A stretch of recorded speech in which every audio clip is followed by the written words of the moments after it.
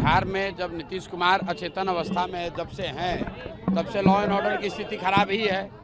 जब बालू माफिया और शराब माफिया बिहार सरकार को चलाएंगे तो निश्चित तौर पर लॉ एंड ऑर्डर खराब होगा। जो लोग विद्यार्थियों पर, अभ्यर्थियों पर, आशा कर्मियों पर, आंगनवाड़ी सेविकाओं पर, संविदा कर्मियों पर जिन लोगों ने लाठी चलवाया है, चुनाव आएगा तो जनता भी कहेगी कि भैया ये गांव में आना तुम्हारे लिए मना है। अभी तक सिर्फ यहाँ पर नीतीश और भाजपा इसलिए जीत रहे थे कि लोग लालू जी का वापस से जंगल राज नहीं चाहते थे, उनके पास विकल्प नहीं था। अब उनके पास विकल्प है जनता के सुंदर राज का, जन सुराज का, अपने बच्चों के पढ़ाई का, रोजगार का। और निश्चित तौर पर इस बार भाजपा चंपारण में बुरी तरीके से सब सीट हारेंगे। इसमें नई बात क्या है, बिहार में जब नीतीश कुमार अचेतन अवस्था में जब से हैं तब से लॉ एंड ऑर्डर की स्थिति खराब ही है। जब बालू माफिया और शराब माफिया बिहार सरकार को चलाएंगे तो निश्चित तौर पर लॉ एंड ऑर्डर खराब होगा। पहले जो हालत लालू जी के टाइम में था, करीब करीब वही स्थिति फिर से वापस है।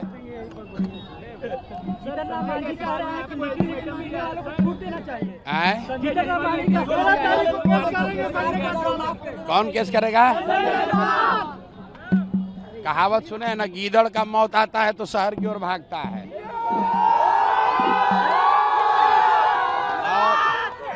और संजय जायसवाल जैसा टुटपुंजिया नेता को जीवन अब कुछ बार उनका दिन खराब आने वाला है तो प्रशांत किशोर जैसे से उलझ रहे हैं।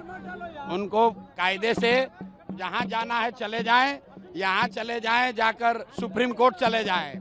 फिर से दोहरा देते हैं, चूंकि बेतिया में आए हैं कि ये आदमी पेट्रोल पंप में चोरी करता है विभाग ये यहाँ पर नगर निगम के गाड़ी में तेल भरने में फर्जी बिल जमा करके पैसा निकालता है ये आदमी। और यहाँ पर बेतिया के एक लोग, जब हम पैदल चल रहे थे, पदयात्रा कर रहे थे, तो लोगों ने बताया कि 10 बरस तक फ्लाईओवर नहीं बनने दिया इसलिए कि हमारा पेट्रोल पंप का सेल कम नहीं होना चाहिए। ये प्रशांत किशोर का आरोप नहीं है, बेतिया में रहने वाले सारे लोग जानते हैं।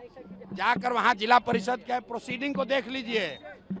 बेतिया के सारे पेट्रोल पंप के ओनर्स ने बाकायदा कंप्लेन किया है कि सारी जो नगर निगम की गाड़ी है उसका तेल संजय जायसवाल के पेट्रोल पंप से भरा जाता है और 10 रुपया का तेल भराता है, 20 रुपया का बिल बनाता है। ये प्रोसीडिंग है। अब इसके बाद जहां को बुझाए जाके केस कर लो।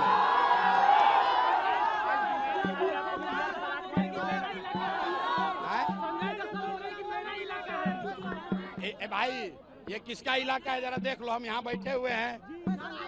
किसका इलाका है बताओ भाई? ये बिहार, रुको, ये बिहार के युवाओं का इलाका है। ये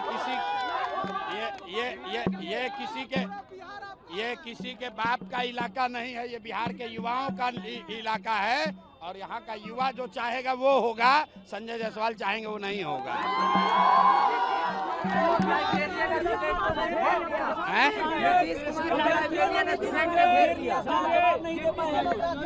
भाई हम नीतीश कुमार को घेरा है, हमने आपको कहा है चुनाव आने दीजिए।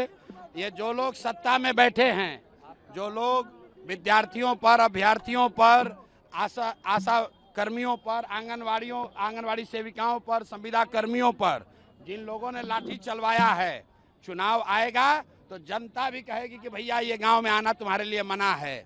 जैसे डाक बंगला चौराहा पर लड़के गए तो इन्होंने मारा है, वैसे लड़के भी कहेंगे गांव में आओगे तो लाठी मार के भगाएंगे।